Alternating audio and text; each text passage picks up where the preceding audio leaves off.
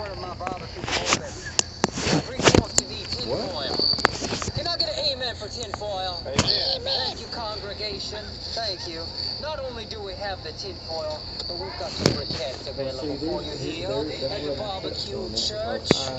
I don't know what the hell was baked on this, but it's kind of gross. Sermon today. Anyway, Willie, could you come on up, please?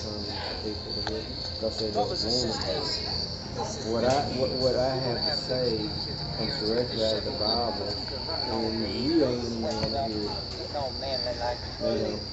That's what touches on everything we done talked about. Hello. People don't get it. People like these things as pagan. Get off my stage. Yeah, exactly. The people, but you gotta understand now. Anybody? Wait a minute now.